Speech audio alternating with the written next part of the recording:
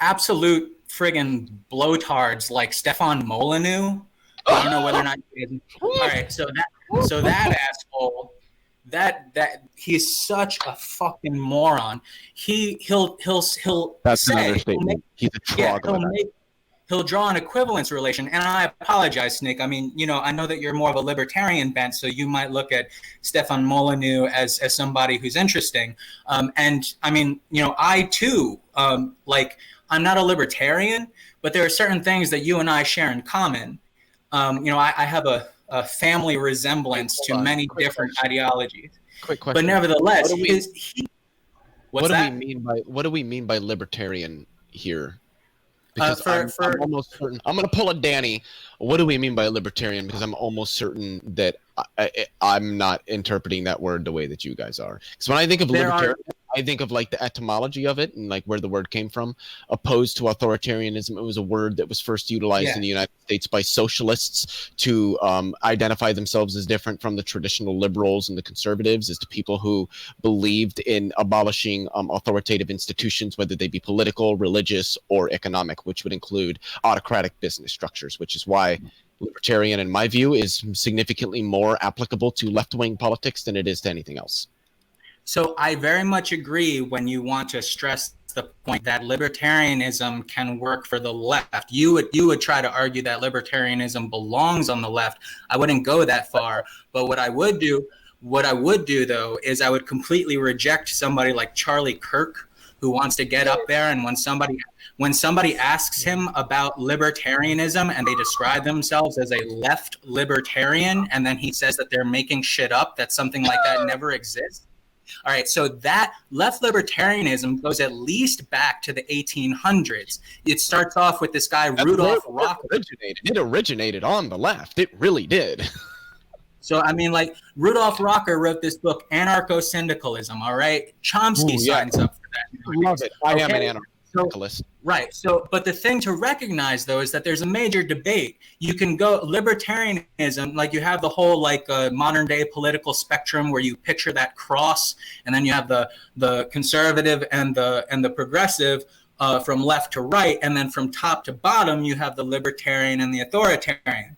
And so what's being recognized here is that you can be a libertarian conservative or a libertarian progressive. You can be an authoritarian conservative or an authoritarian progressive. And, where these ideologies ultimately end up is a matter of debate. But I certainly do recognize that libertarianism falls on either side. So you can most definitely have a left kind of libertarianism. And then it starts to really focus on the question of, how does the notion of property relate to the notion of freedom? And that is going to be the crux of the debate between the left libertarian and the right libertarian. The only thing I'll let you guys provide rejoinders after this. Will be the last thing I'll say on it, and then you guys can provide your rejoinders and continue on your discussion, because I don't want to derail things. But to me, I don't see how somebody on the right could be a libertarian, because people who are right-wing in their politics inherently favor a more authoritative government. They tend to favor capitalism, which is an inherently autocratic system. I mean, whether you agree with capitalism or not, you have to admit that the average worker has literally no say in how a business is. In fact, most of the people that work at a business have absolutely no say in how that business is run. That's by definition autocratic, which is fundamentally opposed to what libertarianism is. The abolishing autocratic systems of governance, political, economic, religious, it doesn't matter. Abolishing these systems that do not delegate control to a majority of people in some democratic manner. So I would argue that there can be, I think Trace did a good job of making an argument for how you can provide or how you can utilize libertarian in a more right-leaning manner. I would argue it can go slightly to the right, but once you start getting really, not like far right, but once you start getting more into the right, I personally, this is my opinion, I find it hard to apply that term to people who would traditionally favor autocratic economic systems of governance and a more authoritative government, politically speaking. That would be the crux of the disagreement. So I'm like a voluntarist, so I think any voluntary relationship is fine, and that would include relationships revolving around private property. So I am a capitalist. I think it's fine to agree to be in a relationship with someone and their private property, and that person still retain their private property. And there is certainly a line where a corporate structure is authoritative, and authoritarian, especially when the government is involved. I think that's the main aspect of it, but that would be my difference. So I believe that private property is essential to freedom. I would think. I agree. Yes. Okay. Cool. Well, then our Well, fundamentals are the same. That's very interesting to hear you say that, Leo, that you think that private property is essential to freedom.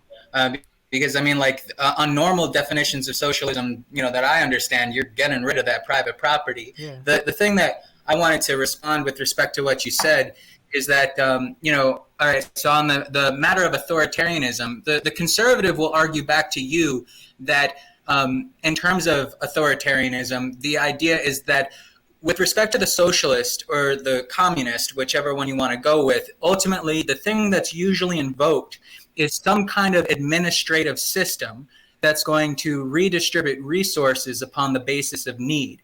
That administrative system would be some kind of authoritarianism. And so that's what they're going to focus on there, that, if you're arguing against them, that some aspect of their ideology involves some kind of authority, some kind of autocracy, they're going to point in your direction and say this administrative system is autocracy, and it's on your side of the fence too, is basically what they might say. Yeah, I did want to make a quick distinction. I'm in favor of certain types of private property. I would argue more for personal property, which is a type of private property, but not all private property is personal. If you walk into a Walmart, that Walmart is private property, but it isn't personal property. An individual does not own it. In fact, I would argue that there isn't an individual that owns it, that there is no individual that owns that Walmart. That Walmart is already collectively owned by the corporation, because corporations are inherently collective, by that corporation. And that's the type of private property that would be abolished under a socialist, in a sense, abolished. There's nuances there. But as to the administrative thing, in communism, there isn't an administrative way of the redistributing wealth thing is really not true when it comes to socialism or communism. They're not a redistribution of wealth. They're a restructuring of the system that inherently results in more wealth being given to the very people whose labor generates the wealth to begin with. You can't redistribute something that was stolen from you to begin with. CEOs make an exorbitant salary, but they didn't do anything to generate that wealth. The workers that they hire did. They're the ones whose labor they're selling to the company. They're the ones who are generating the wealth from that. So, and in socialism, at least the socialism that I advocate for, market socialism, there also is no there is no administrative structure there redistributing wealth. What it is a fundamental restructuring of the way that economic firms operate, opting for worker cooperatives over the traditional autocratic business structure.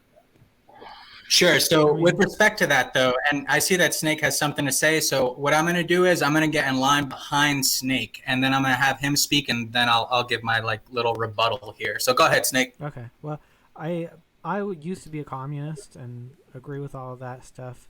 The flip that I had was in essentially, I think that in order to ban private property in that sense, especially, or at all, you have to go authoritarian. So that's kind of where I had my mind changed.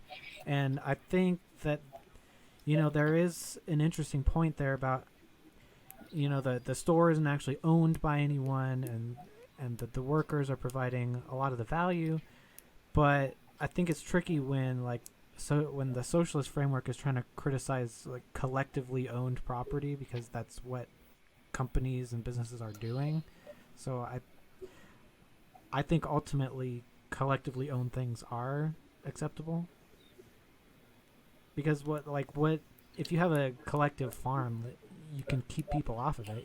The people in that collective can make rules about that farm. I would say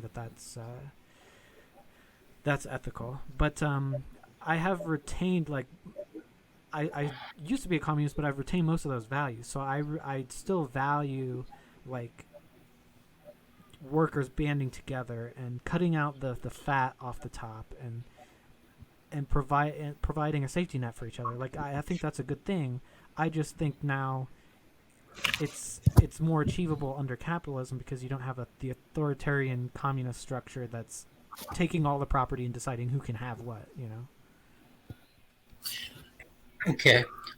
So there's a few things I want to throw out here. All right, so the first thing is the question of redistribution. So, I mean, it should be noted that Karl Marx did say, from each according to his ability to each according to his need. And I think it's also a serious point that people really look over, that he's actually cribbing that from Luke.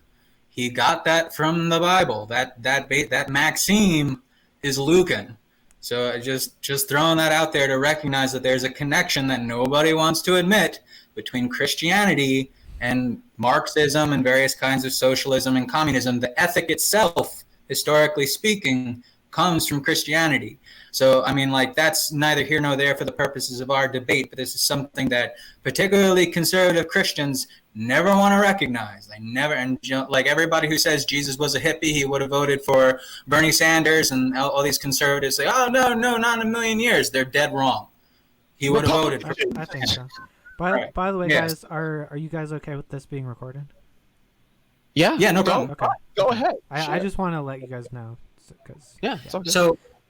So I wanted to throw that out there, that he does use this idea of a redistribution. It's definitely part of Marxism that he's talking about this. I will concede to Leo that insofar as we're talking about communism, we don't have a state structure at all anymore to talk about. The problem, though, is that many of the people on the socialist or communist side, like, for example, take your market socialism, which is, like, I think, in my personal opinion, your best bet of escaping authoritarianism.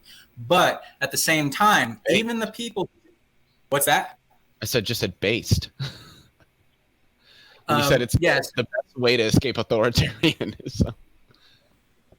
Yeah, it would be your best bet, is what I'm saying. Like, you know, if you hate authoritarianism and you want to go to the left, your best bet for doing that would be this kind of market socialism that people are pushing today. Like, for example, there's this book.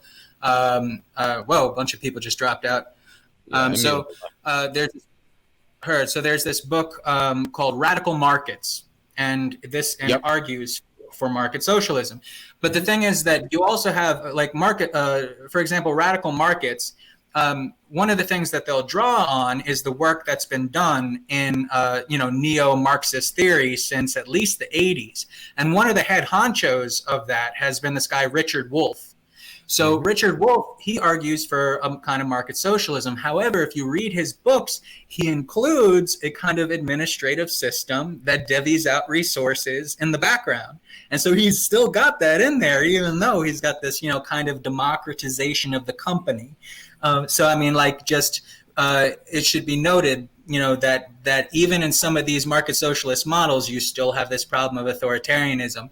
A further point that I do want to make, because you were talking about Zizek, and you consider Zizek to be like a main head honcho guy that you would respect in this vein. And there's a commonality between the capitalists and the socialists in respect to corporatism. And this is something that I don't think the socialists are being honest about, because every single time that I hear them critique capitalism, and, like, for example, Zizek does it with respect to Rand, he'll critique what went on in the housing crisis, and he'll talk about how the relationship between these big time corporations and the government.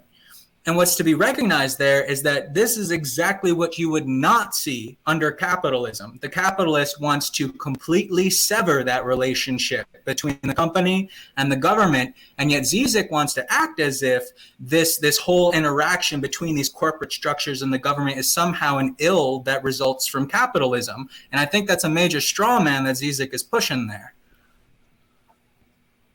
Oh, am I good to go? Yeah, go for it. Okay, so the first thing I wanted to touch on is this idea of some form of authoritarianism in socialism. I guess I don't see how it could be the case, even if one, like a lot of conservatives would word it, forced redistribution of wealth. I still wouldn't see that as authoritarian, because what it's doing is, number one, authoritarianism is sort of this, you are mandating some adherence to an authority, usually a government, and generally speaking, this comes to the detriment of the various individual liberty and freedom that we celebrate. I don't see that in socialism. Even if one words it as forced redistribution of wealth, I wouldn't see that as authoritarian, because it isn't mandating obedience to some institutional system at the expense of our freedoms. I would actually argue that if you want to word it that way, that's fine, but it's glossing over the fact that it would be vastly more beneficial for an extremely larger majority of people than otherwise. And you can call it that, but to me, that sort of the morality wins out there. I don't see how socialism, especially in the market sense, where the redistribution isn't forced onto the society, it's sort of something which emerges out of the restructuring of the economy. You restructure an economy in a democratized manner that is focused on the workers. What you're eventually going to end up with is not.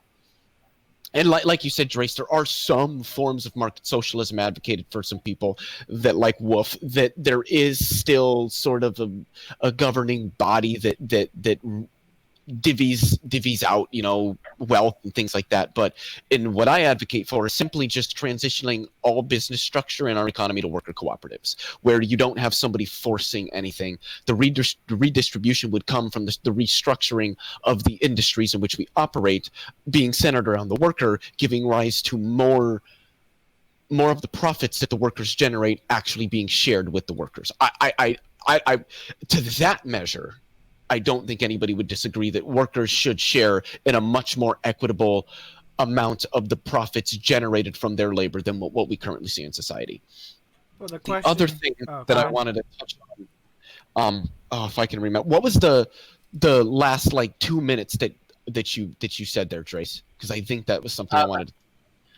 About Zizek's critique of capitalism by basically strawmanning it with corporatism.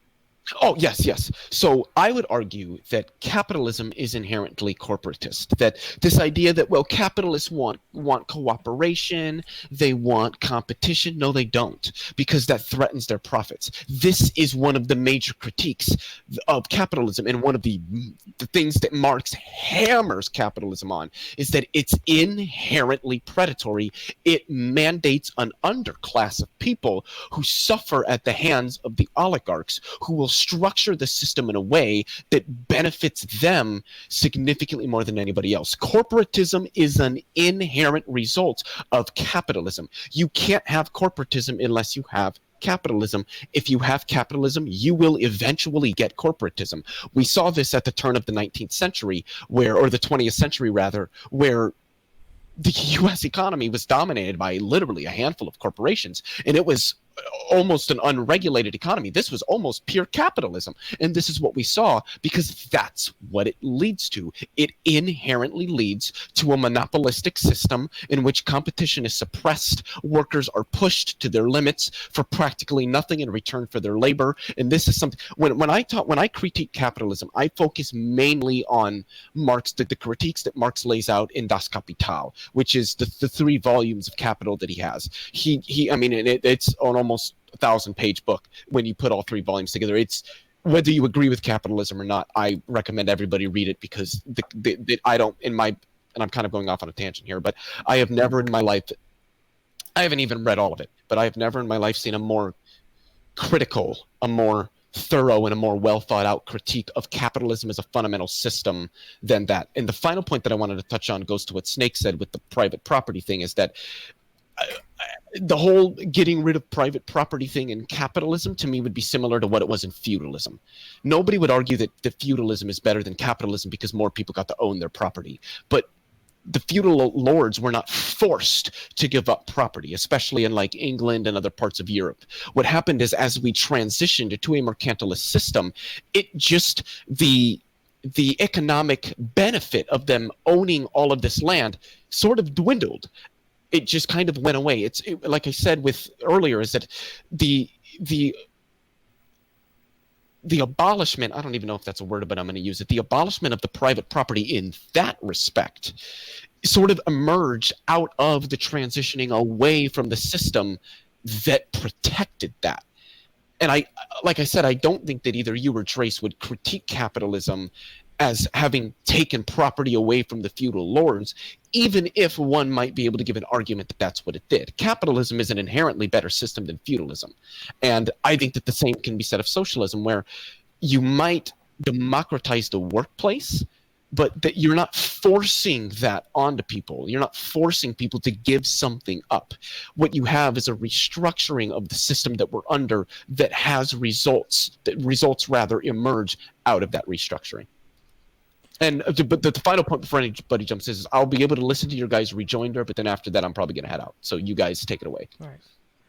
Well, to the extent that the rights of the serfs were increased, I think that is taking away property from the feudal lords. I'm not too familiar with the legal reforms during that time, but I think and I do support using capitalism to move towards more of a localized, community-based capitalism, like,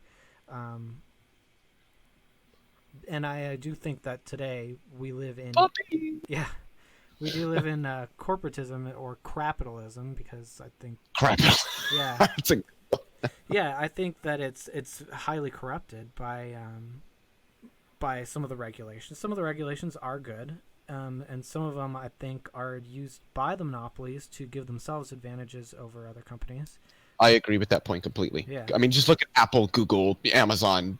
Yeah. Anyway, go ahead. Finish. At the same time, they're very highly valuable services, but I think that they are highly corrupt. And I think the question is, like, who's gonna make me implement a democratic workplace if that's not the structure that I necessarily have? That's like my problem. And that is a good question, actually. Could I provide just a brief answer to that? Since I'm going to listen to what Drace has to say, and then I'm probably going to take off. Yeah. So I guess in some senses you guys would be correct that you would have to still have a government or a bureaucratic system that implements or mandates that say, what I would argue. So I take the position, and I know, Snake, you don't like him, but I take the position that Vosh does, where it is authoritarian in the sense. I wouldn't really use the word authoritarian just because I think that is a much more specified definition, but I would say that there is an authority mandating that a system is maintained. But I would still argue that is the case in capitalism. It was the case in feudalism. That would be the case in socialism. It's really hard to get a system without an authoritative body. I don't really want to use authoritative because then it goes back to like authoritarianism, but some authority that preserves that system. So a firm gets to a certain size, because if you've got like a sole proprietorship or you've got 4 people working for you, that's quite frankly, that's pretty much already a worker co-op. Like it's something that small, everybody's already involved with how the business operates. But when you get 30, 40, 50 employees, that's when the collective control of that firm should be delegated to all the workers. Yes, you're going to need some bureaucratic system that has an authority that they can express to mandate that. So to answer your question, yes, I would argue that in almost any system, even under communism, you're going to have some authoritative or some authority that mandates the preservation of that system, regardless of whether it's a more communitarian authority or a bureaucratic authority or what have you.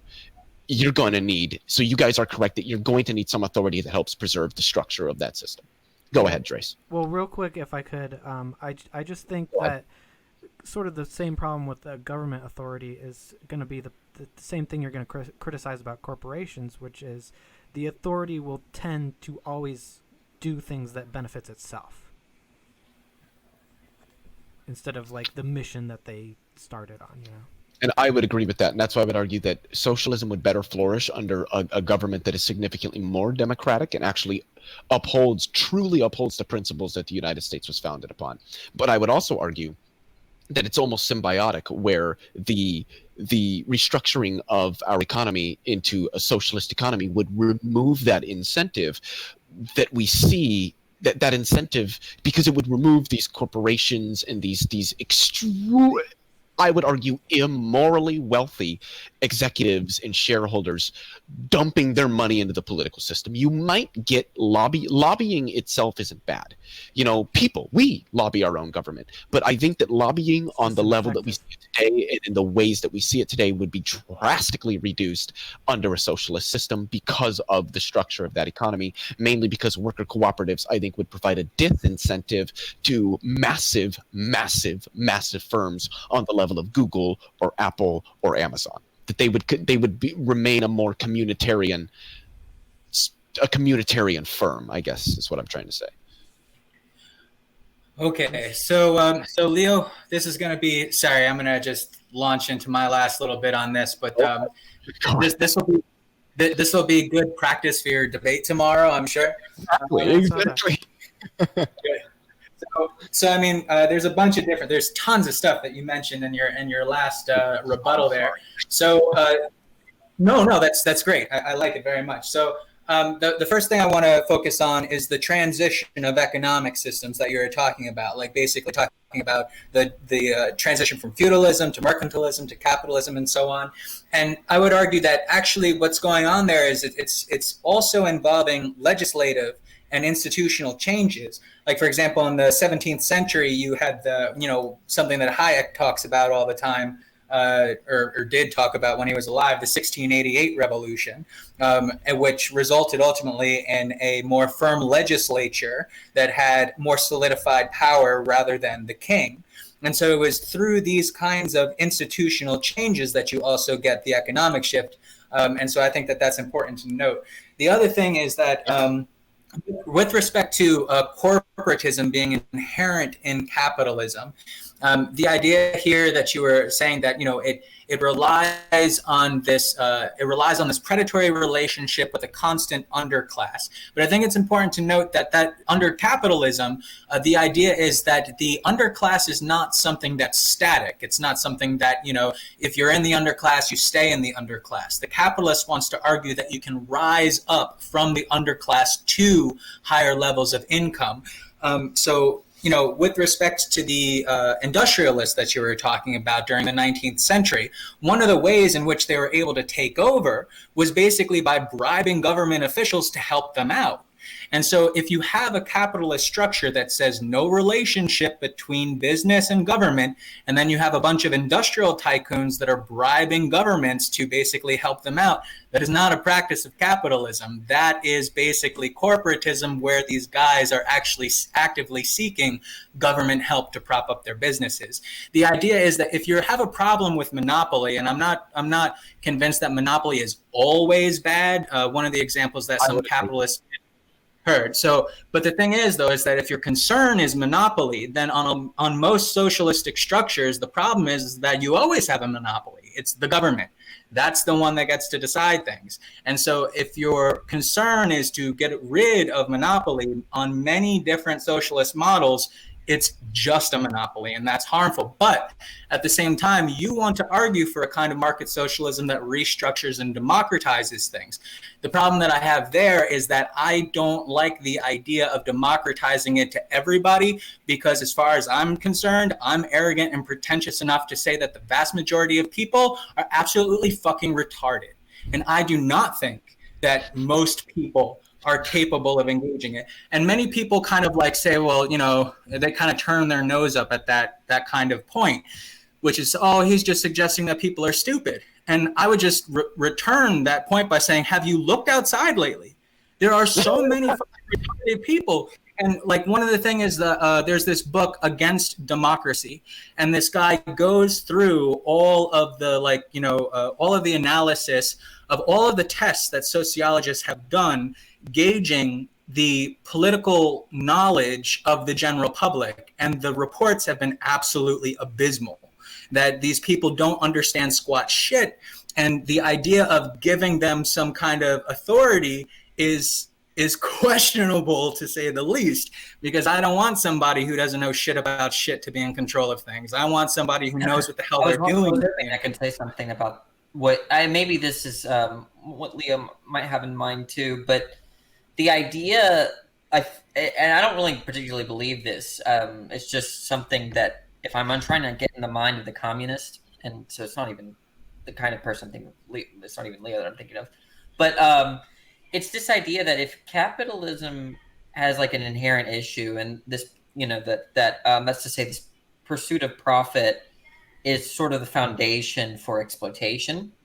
Even in the best case scenario where there is a divorce between government power and capitalist power, that at best what you're doing is locking someone in your bathroom that wants to kill you. And not just locking someone, just anyone in the bathroom, but someone that owns the means of production, right? The idea is that as long as they have the control of the means of production, it's not going to stay locked. The idea is I think that's the kind of idea here, that there's this that the sort of I think the inevitability of this, of what Leo was saying, of corporatism, is that, number one, if the imperative is to increase profits, right, and not anything else, that you would and if they have the power, the means of production, then you're just going to have a situation where that divorce doesn't last.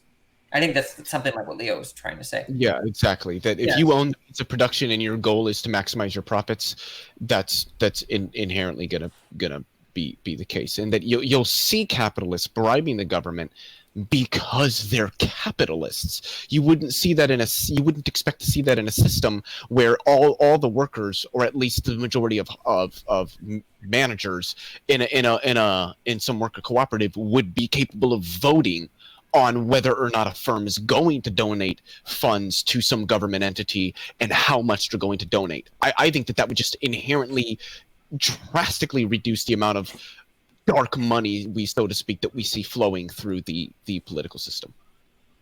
So that's a really good point that Danny brings up. And the thing is that with respect to like the 19th century, and you see that these industrial tycoons bribing these government officials. So what you would have to do is you would have to design your design your legislation, like the very framework of your government, in such a way that it would be illegal to do so. During the 19th century, they had no such thing.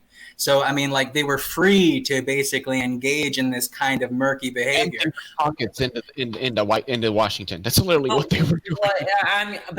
Okay. Once again, I'm trying to understand. I have my own views, but it seems like the response there is that, so what? It's illegal. They're still going to be undermined.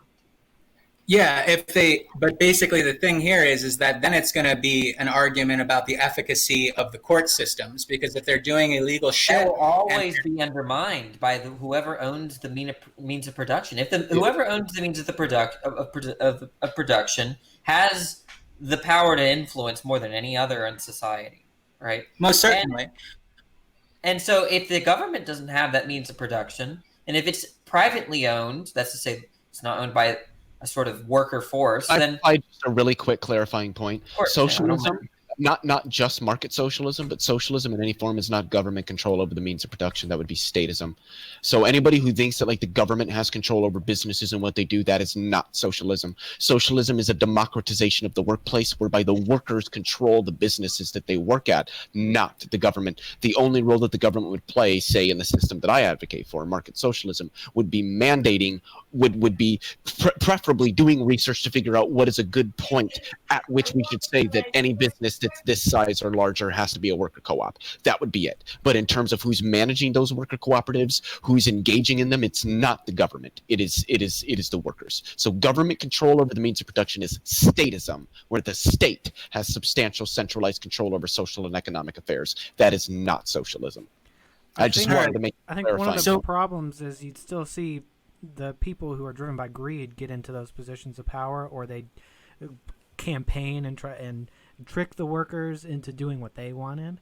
I could agree with that in principle, but from the data that I have seen from worker cooperatives, which comes from places like Stanford Institute for Economic Research, Iowa State University, like actual technical literature seems to suggest that worker cooperatives don't face those problems because workers are very mindful of the people that are managing them. They're very, very mindful of the companies that they're working at, how they're engaging, simply because those are the places that they're getting their paychecks from. The people are going to be mindful of that. They're going to be mindful of what's going on. And people and I can see drawing the parallels between, our government system, we've got a bunch of corrupt politicians, but with a worker cooperative, the managers that oversee you interact with on a literal daily basis. You actually see them and talk to them. It's not the same with our politicians. Like, who here can say the last time they talked with their senator, at the federal level, or even at the state level? We've probably never talked face to face with any of those legislators, state or federal. But with the worker cooperative, it's different. So we're a little bit more mindful of who we're going to elect into those positions than we otherwise would be with a government system where we're not necessarily seeing those same people face to face, where we're not actually watching them and engaging with them in a direct manner.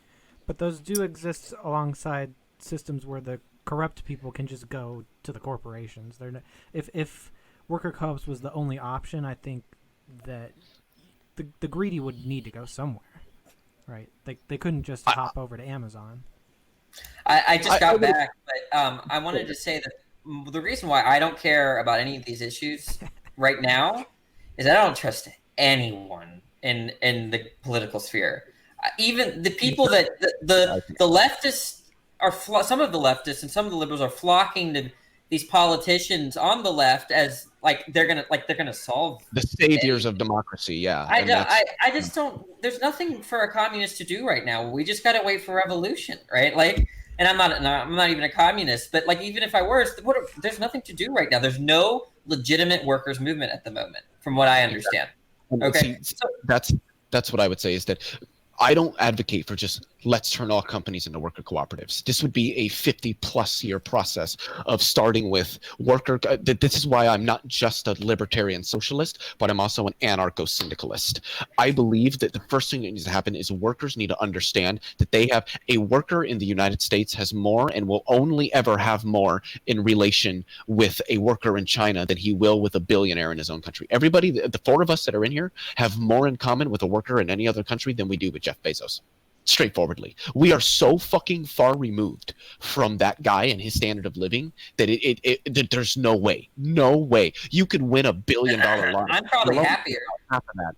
Yeah, you could win $1 billion lottery. You'll only get about half of that, and you are still light years, parsecs behind Jeff. Wait, Lee, are you against do rich people bother you, like Bezos and Musk?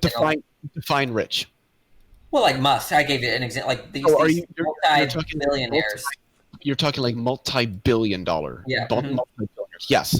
Yeah, those kinds of people should not exist. People like Bezos, and I don't mean that the people shouldn't exist.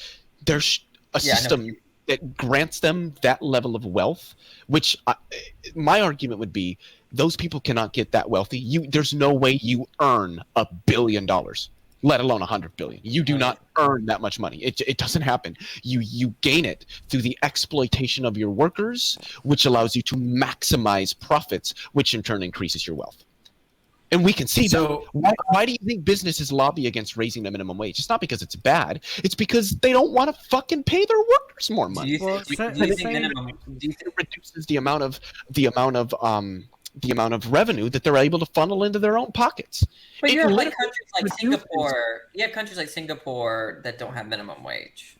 Yeah, but a lot of countries don't have minimum wages because the level of collective bargaining is significantly higher than in Singapore. What about Singapore? They don't need minimum wage law. Well, I'm talking like places like Norway and Sweden where they don't really actually have minimum wage laws. It's because they don't need them. They have unions to do it for them. Those unions, the worker solidarity in many of these countries is significantly stronger than it is here in the United States. So we don't know anything about Singapore? Because I know Singapore is markedly different than all the Scandinavian countries. Yes, it is. I don't even think that we need minimum wage given the system that we're in. I don't think it's going to do anything. I do.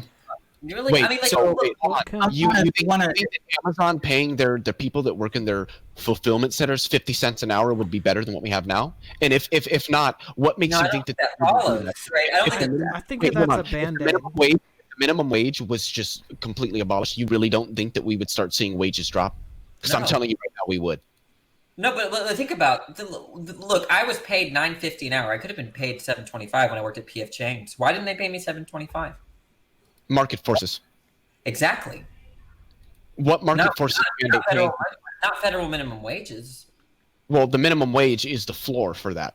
If there was no minimum wage, the floor would be 0 cents, so they could pay you 10 cents. Yeah, you might go to a place and get In 20. some cases, I wish I could work for free, but I'm not allowed to. I don't.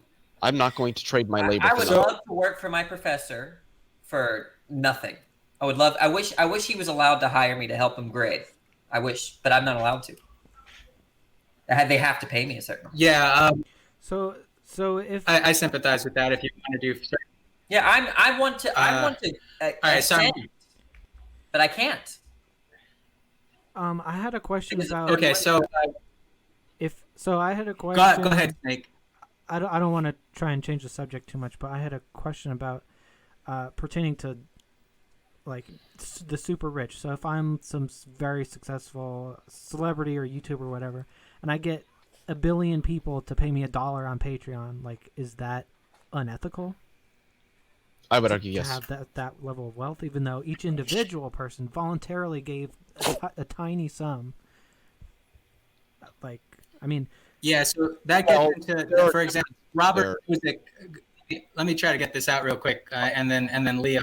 But like Robert Nozick talks about the Wilt Chamberlain example. Like, how is it that you're going to prevent Wilt Chamberlain from getting all sorts of money from the fact that just all sorts of people are willing to go to his games and watch him play? But this is going to be my last points with respect to many of the different issues that Leo and Danny have been raising. The first thing is, Danny talking about basically having to wait for the revolution to come. I would assure you, don't worry, it's on its way. And then going over to the issue of predatory relations. The idea that they only are able to make this wealth upon the basis of the exploitation of their workers. The problem, though, there is that it rests on the idea of the labor theory of value, that basically all of the value that's produced is simply coming from the labor. But I don't think that that's true, because as far as it goes, the people who are in charge there, they have a shit ton of things that they are in fact doing, not just administratively, but they're also repairing the capital that they have. They're making the right investments. They're hiring the right people. They're doing all sorts of different shit that in fact leads to the production on value. I think Leo. The question is whether on value, right? I'm sorry, let me get this out, because there's no equivocation on value whatsoever when it comes from this, and that's why the labor theory of value is in ill repute nowadays. There have been some attempts to resuscitate it, but as far as it goes, there's no equivocation whatsoever. The guys who run these businesses, insofar as they're actually running their businesses, there's all sorts of shit that they have to do, which is why you, Danny, were able to say that you are probably happier than Jeff Bezos. Why? Because he's got so much shit that he's got to do. I mean, if he is in fact with his company, in order to, move it in the right direction. But I mean, like, if you say that he doesn't, did not he and his wife start the business out of a garage? And now look at where he's at. Look, I'm with you on that. I don't have I understand why some people think having $1 billion is like, but I don't think it's something that motivates me to change society. But the point I was making is that I think they mean something very, on the labor theory of value, they mean something very, very nuanced and esoteric when they say value. And I don't know enough about it, but if you're talking about value in terms of just price, that is not what they're talking about, right?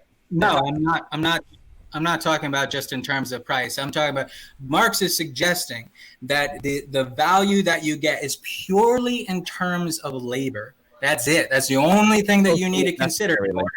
No, it's more nuanced than this. I know, Leo. You got come on, Mister. You should know this stuff, because I don't.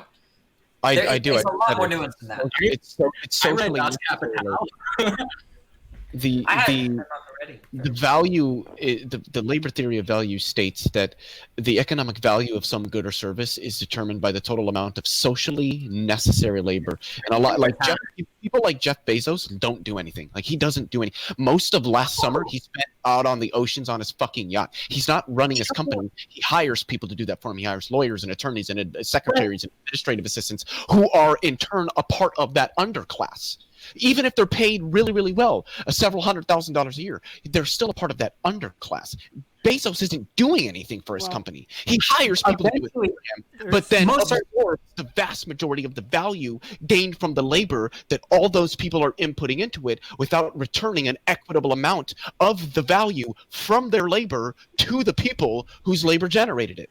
That is the point of capitalism. Well, I think there is a difference between like easy labor and unnecessary labor. Like I think a lot of what CEOs do is pretty easy for people of relatively high intellect, but I think it's unnecessary. I think choosing CEOs are necessary being able to identify talent and choose it and manage it, I think is a necessary talent itself. Okay, even though it's easy for those people who do it.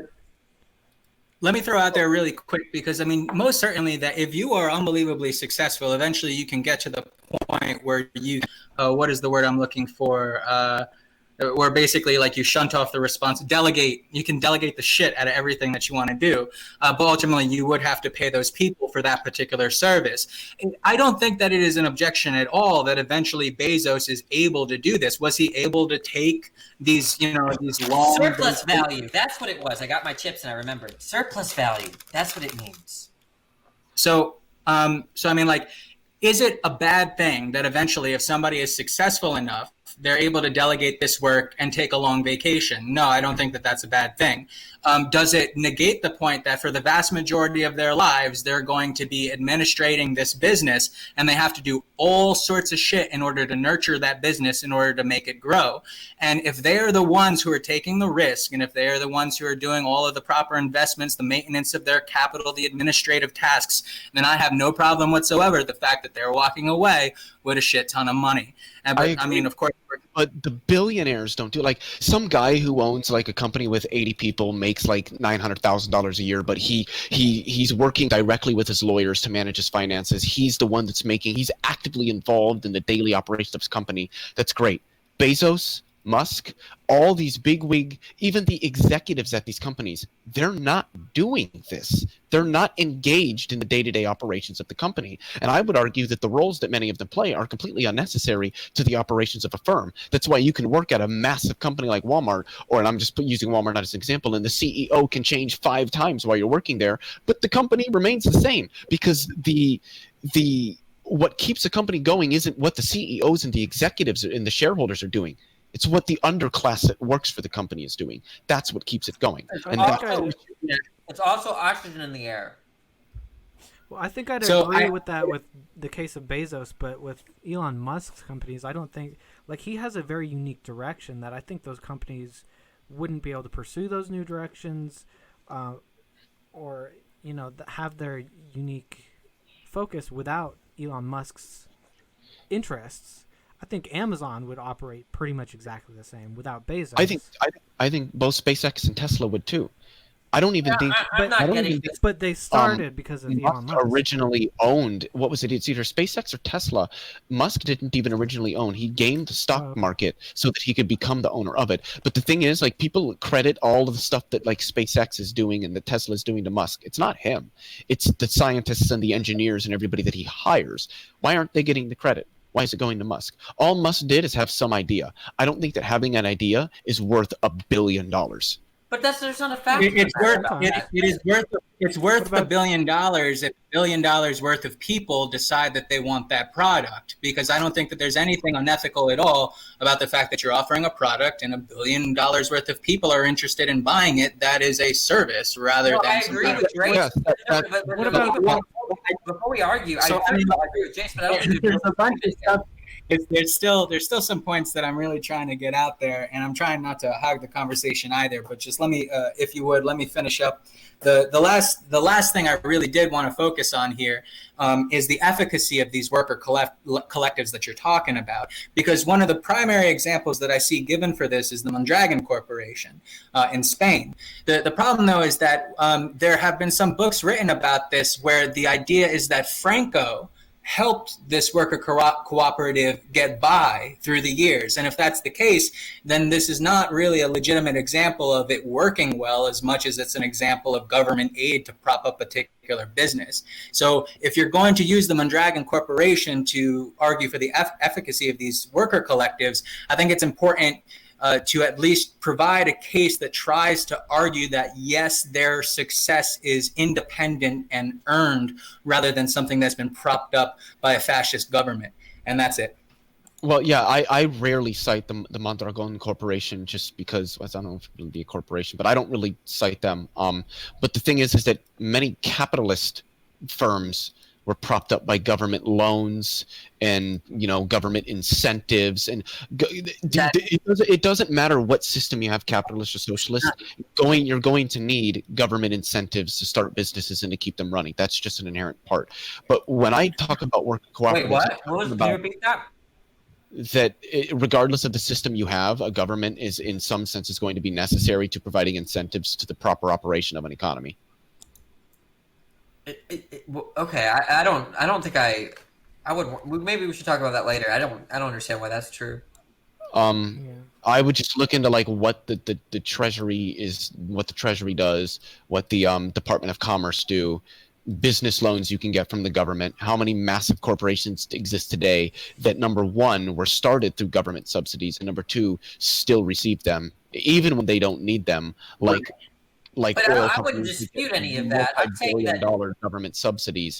But again, I wouldn't dispute. But again, I really need to stress the point. I just really need to stress the point that, again, from the capitalist perspective, they're going to turn around and say that from their position, none of that shit should be going on. Their position is that government and business need to be distinct, separate, never collude with one another at all. And so insofar as you're talking about these subsidies and government props and all that shit, in a true capitalist system, that kind of shit does not happen. I wouldn't argue that that's capitalism. I would argue that that's anarcho-capitalism, which is no. Because form of capitalism. So anarcho-capitalism, you don't have any government at all. Right, Under capitalism, right? But capitalism, though, is compatible with the idea of monarchism, the idea of a small government. It's just that government has absolutely no connection whatsoever with economic activity. It doesn't touch it.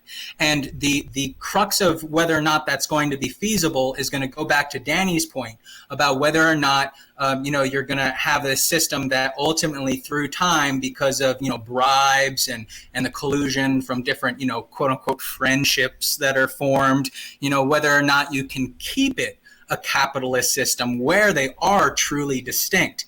And so the capitalist is going to need to provide a system where they're able to maintain that division.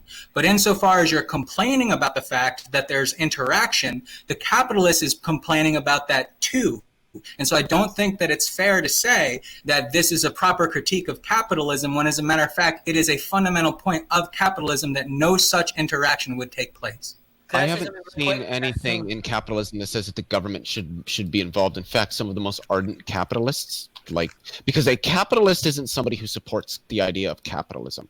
A capitalist is somebody who actually owns some means of production. And all the people who are actually capitalists have engaged in lobbying the government for there's never been capitalism that hasn't been involved in lobbying the government for benefits. That's just an inherent part of that's contingent. No, that's contingent part on part of it. On the society. But no, really fast, Trace.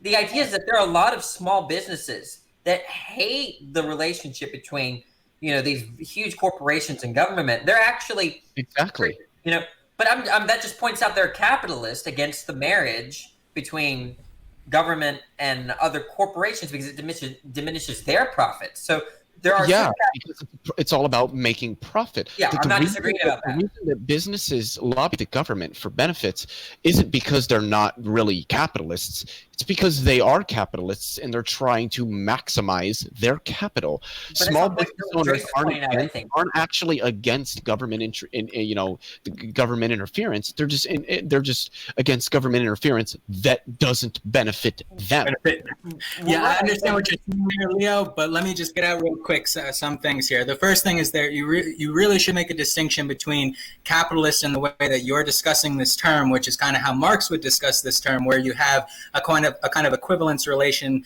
where he's saying the capitalist, and he really just means like a businessman, as opposed to capitalism as an economic ideology. And what that says is there must be a strict division between the government and the economic sphere. And so like that's very important to point out, because when you have a system that's corporatist, where there's interaction between the economy, certain major corporations, and the government, the true name for that is fascism. I would say that it's oligarchy. Like, to me, corporatism is just when corporations rule the economy. Oligarchy is when your bourgeois capitalists essentially control the government institutions as well. Say that one more time for me, please. That the corporatism is not the marriage of government with bureaucracy, or like political bureaucracy. It's the rule over an economy by massive monopolistic corporations. The marriage between political bureaucracy and massive economic firms, I would call oligarchy. So oligarchy would be the kind of like economic structure where you only have a few people within the industry, right? But the thing is that if you're talking about the broader connection between that industry and the government, fascism, as put forward by Benito Mussolini in the Doctrine of Fascism, his whole economic structure and its relationship to the government is a corporatism. And that's really, I think, the appropriate name to give that, where you have this interaction between the economic sphere and the government. And in the economic sphere, what you have are a bunch of corporations that have a quote unquote private property that is only private property in name only, because it's really the government telling them how they want shit done. But then they delegate all sorts of tasks to those business owners, things that they don't really care to deal with themselves.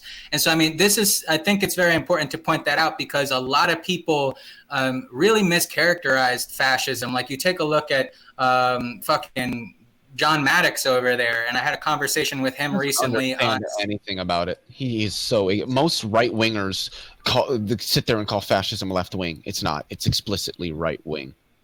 So I would just say that, because I mean, this is going to get into it then, because as far as it goes, my understanding of fascism, and I'm basing my understanding of fascism on the primary documents of fascism itself, on Mussolini's work. And you can check out the Doctrine of Fascism if you haven't read it yet. It's an extremely short book. You can get it on as an audio book on YouTube for free. It's just 45 minutes long. And he's very clear that his ideology shares no commonality with any other previous ideology. He considers it to be completely de novo, new. Now, he does say a very controversial thing, though, toward the very end that would help your point, Leo, because he says this weird thing at the very end where he says, it'll be the age of the fascist, the age of the right. And he says that. But when he says that, though, he's not very clear on what he means. He just makes this very flippant passing reference when he says that. And all throughout the rest of the book, he's constantly stressing that, no, I do not share commonality with any of these groups. He critiques capitalism at length. He critiques socialism at length. He critiques just about every other ideology that you can imagine, and he replaces it with something that's very particular. It's this kind of warrior ethos that is exemplified and made greatest in the state. It's a rejection of utopianism. It's a rejection of class struggle, but it's also a rejection of the quote unquote decadence of the neoliberal Western tradition. Yeah. And so I think the best interpretation that you could give to fascism is that it's on its own. It's off in the corner somewhere, and it can't really be suited into either of the two main political ideologies that we have in the United States today. Well, in the United States, no, but broadly speaking, I would make the argument, as Even almost all scholars do, that it is very right-wing due to the extraordinarily authoritarian and nationalistic tendencies that come along with it. I think it has aspects of both, because most definitely, because the right wing, as I understand it, is No, go ahead. Keep. The right wing is about kind of how hierarchical differences and inequalities are natural and or good things, and then the left wing is more about stopping that from disenfranchising people. And I think fascism, at least rhetorically, claims to kind of do both, because it's all of society as one goal for the whole society, for all the people, but also they're like, well, fuck anyone else who gets lost or disenfranchised by this system, you know? So there is one thing I'll throw out there, which is that with respect to the conservatives and nationalism, Leo, I'll give you that in terms of the nationalism, the conservative populists that you see today, they definitely have a nationalistic orientation. So you would have a point there. But as far as somebody like maybe Snake, because when I hear the conservative libertarians talk, and they are like major pro-capitalist people, they're constantly arguing against nationalism, and I'm really like, it's kind of up in the air for me about whether or not you can consider nationalism something that is inherent to the right in that sense. But I think that you at least have some argument, because when socialism started, it was very much anti-nationalistic. It was a global movement. It was workers of the world unite, not workers of some just particular country. Workers of the world sorry, I'm dyslexic. Right. Just a joke. But at the same time, just as you have conservatives who are critical, or not conservatives, but at least pro-capitalists, like the conservative libertarians, they are critical of nationalism, and so it's questionable there. But in the same way, on the left, you had a lot of people who ended up supporting nationalism. Like, for example, you had Stalin, who came up with his novel notion of socialism in one country. That was like his unique ideological contribution to the whole discussion. And so whether or not nationalism appears, it can appear on both sides, but I will at least grant the point that when socialism started, or at least Marxism in general, when it started, it was anti-nationalistic. It was a global movement. Mm-hmm. And that's it. Mm. Well, I mean, I see arguments among the conservative libertarians, and it also kind of, like, the conservative libertarians also argue about borders. I think that's connected to nationalism pretty closely, but I think it kind of depends on what you mean by nationalism. Like, is it a devotion to a nation state, or is it more of just like a geographical area, or a culture within a geographical area? I think they're trying to figure out. You know, I think ideally, the conservative libertarians are kind of against this idea of a nation state and for porous borders, like open borders. But a lot of them will say, well, if we have a state, we have to enforce borders, because then this is one of the things why I like Marxism. And it's because the terminology becomes very clear about where everyone is, you know, because the left and right, these are family resemblance concepts. It's like trying to define what a game is or something, you know, and it's just not a fun conversation to know. Okay, where does this belong? Where does this belong? I mean, there's some obvious, like, everyone's going to agree that basketball, that belongs in the sport category, right? But then, like, you take these ambiguous like categories. And then there's like debates about what category does it belong in, and it's just like, okay, well, do y'all see what I'm saying? Like, how do we categorize fascism? Well, left and right, no one really knows. And then what you see, and we're almost done. What you see is people taking the ideologies they don't like, finding the commonality between that and the political wing they're not affiliated with. You know, and sometimes it doesn't happen. People are sometimes legitimately trying to, look, fascism has these sort of properties, and if we are understanding the right or the left being this way, then it would belong with yada yada, right? But I don't know. Like, I feel like a lot of people on the right do that to fascism, right? they don't want it on their side, right? They want Exactly. it's your hot potato, and it's such a yeah. No, I'm not saying you're doing that. I'm not saying you're doing that. No, I know. Yeah. I'm just No, there might be legitimate reasons. left wing because of Hitler. He was a national socialist. But I did because it's almost midnight here, so I do got to head out. But what I was going to say is that I agree with Joyce. I don't think nationalism is left or right. I think it'd be implied both ways. I would argue that maybe more contemporarily it might be more associated with more extreme right-wing politics, but I'm not going to make the statement that it's on one side or the other. But I would defend to the day that I die that fascism is an explicitly extremist right-wing ideology, and that it originated as an extremist right-wing ideology, a rejection of capitalism, socialism, communism, conservatism, liberalism, parliamentary democracy, utopianism, all of these ideas that you could argue are left of fascism. Fascism is, in my opinion, you really can't get more right-wing than fascism. That is extreme right-wing ideology.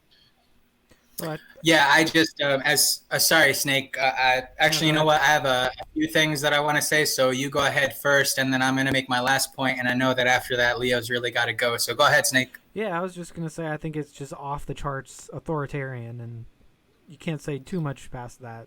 But yeah, just extreme authoritarian. So, okay, I just as far as it goes, and I agree with Danny that this whole like categorization discussion normally, and I'll say that I'm breaking my rule with you guys, so I hope you appreciate it because I have a rule that I don't discuss politics, but I will with you guys this evening. But nevertheless, it has been this move of like, who's hot potato? And nobody wants to own up with it. And you see people on the conservative side constantly shunting it off and saying, hey, look, Mussolini was originally a socialist. All these guys who are the founders of socialism or fascism, they're originally socialists. And they don't admit what Mussolini outright says, which is that his movement is unique, that his connection with socialism in the past was purely a means to an end, and that he rejects fundamental aspects of socialism, like the notion of class struggle or the notion of utopianism and things like that. He rejects all that shit. And so, no, as far as I'm concerned, he doesn't belong on the left. And like Thomas Sowell recently did this as well, where he tries to. Now, I'll say that I like Thomas Sowell. There's like a shit ton of stuff that he says that I disagree with, but nevertheless, I think that he's a very intelligent fella. It's just that I think that some points he makes are really shitty. Nevertheless, what I'll say is that he recently tried to do this by focusing on he was trying to draw a connection between conservatives and religion in schools and stuff like that, and the basic attitude that conservatives have toward religion versus the fascist. And then he points out that the fascists were for secular schooling, so they have this like anti-religious kind of view. And so this is a distinction between fascism and conservatism.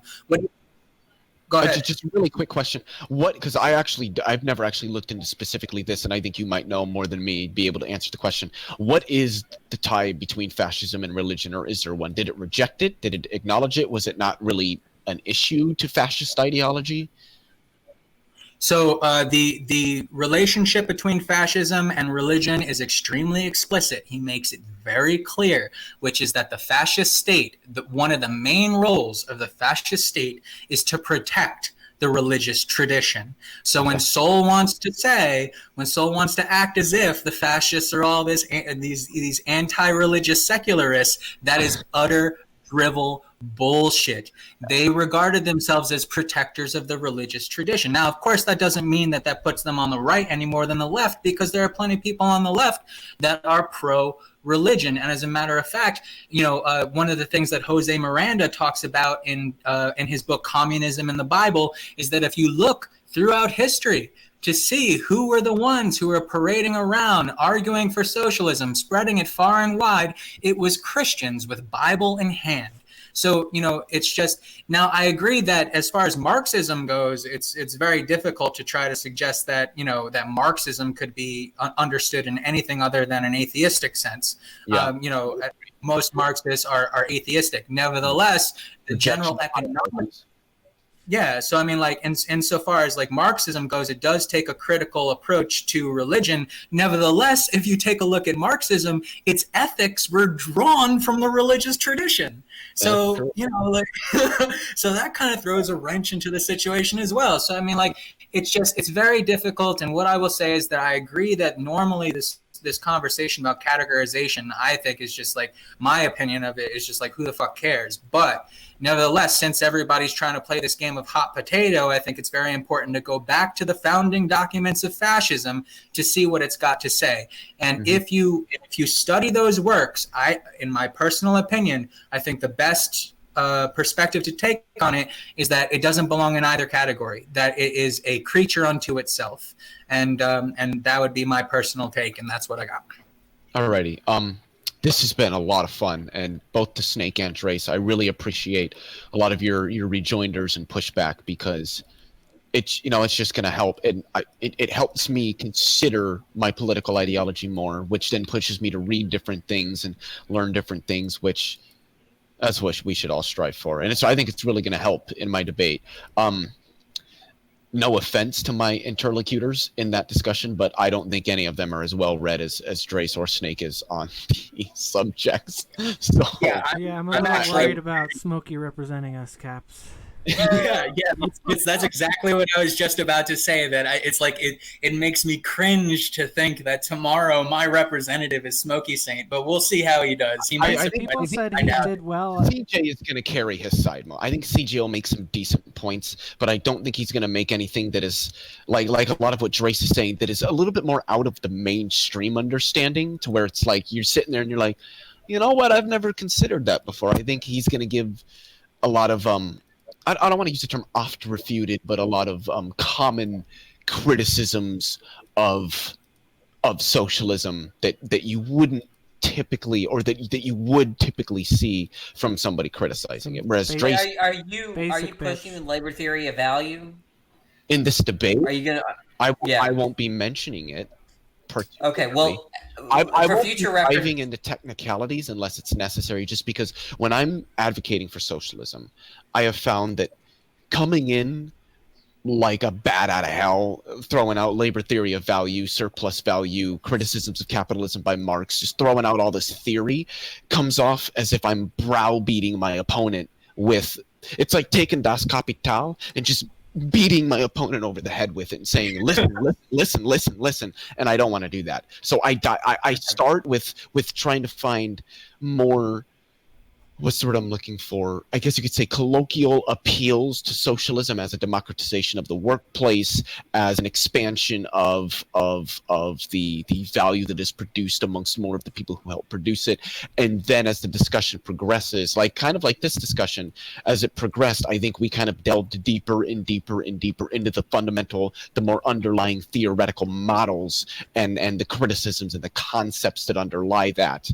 And so that's sort of the take that I try to utilize. Yeah, I think that I don't know enough about it, and I don't accept this, but I'll just tell you what I understand from the LTV is that it predicts that capitalism is unsustainable. I think that's very powerful. I think that's as powerful as you get. That look, okay, there's all these benefits of capitalism. So what? It's going to end, right? It's not sustainable. Yeah. But I don't know how to support that claim. I just didn't know under your recommendation, sure. I might bring it up, because I do think that is a very valid point that you just mentioned. But I don't know how to support that. Maybe you know how to support it. But if that's a claim that can be supported, I think you should definitely show that. Look, there's some problem with sustainability. Mm-hmm. So what is it? The rate of profit goes down. What is that? All of that stuff. Productivity. Productivity drops, and then because it's not a long-term, there's no long-term sustainability to it, and so productivity can go up, but then it slowly wanes away due to a more capital-based focus, where the value of labor is not recognized for what it is. It's just you're extracting that value out of the labor without recognizing the significance and the importance of the value of that labor to the long-term sustenance of a system. you can look to Marx for a criticism of the idea that capitalism is sustainable. He argues that capitalism produces its own grave diggers. So you can look to him for that. But there are others who argue similar ideas, but in a different way. Like if you're interested in this, check out Joseph Schumpeter. He argues. Now I have not read Schumpeter myself. I want to say that, so I don't want to give you this false impression that you'll find exactly what you're looking for with him. But I've read secondary sources on Schumpeter, and it seems that he argues along the same lines, but just from a different perspective, that capitalism, not in terms of like resources or stuff like that, but in terms of institutional considerations, that it is something that will end in the long term. So you could look to the Marxists and other left-oriented people for a criticism of the idea of capitalism sustainability, but you might also be able to look to Schumpeter. And Schumpeter is a highly respected economist in the 20th century, and as far as I can gather, even many people on the conservative side constantly quote from him all the time. Soul is one of them. He's constantly referencing Schumpeter all the time. Okay. But yeah, I'm thinking about Speed listening to our conversation and you saying that he's just an old man. I was wondering why you were all smiling there. I'm like, what is? I was reminded. That's so funny. You were saying he's just an old man. I couldn't imagine sitting there as being 70 years old and be, I don't know, like just completely dismissed because you're 70 years old. It's hilarious. All right, this was a lot of fun, guys, and I appreciate how respectful. This is one of the best interactions I've had with people pushing back on my ideology, and for that, I've gained a significant amount of respect for all of you because, I mean, and Snake, I know you're more libertarian. I don't know how far conservative you would consider yourself, but I would imagine probably not all that far. Correct me if I'm wrong, but I don't.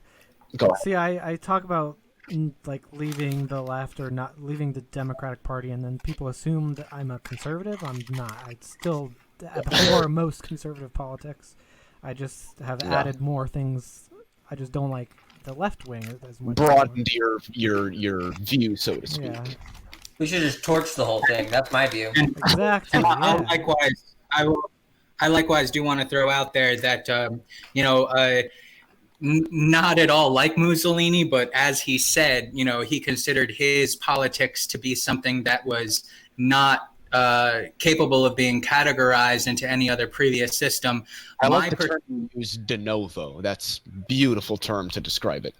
Heard. And I mean, like, as far as my politics goes, I consider my particular political ideology to be the exact same way, where I cannot be categorized into any of the extant systems that exist. As far as like, what you would consider classical liberalism, one of the only things that I share in common with them is that I like capitalism, but there are just so many other things. Like, for example, a major difference I imagine between Snake and myself is going to be that non-aggression principle. I'm completely against it. And that's actually might be something that all three of you might share in common, that you might like the non-aggression principle. I can't fucking stand that shit at all. So I mean, like, there are major differences between my perspective and every single political ideology that I've ever looked into. So I would just consider myself, off in the corner by myself. Awesome. Yeah, definitely. And again, appreciate the conversation, guys. This is it's definitely, because I've actually never read the Doctrine of Fascism. I don't know. I'm not a fascist, so I never read it. But, you should always read things, even if you greatly disagree with them.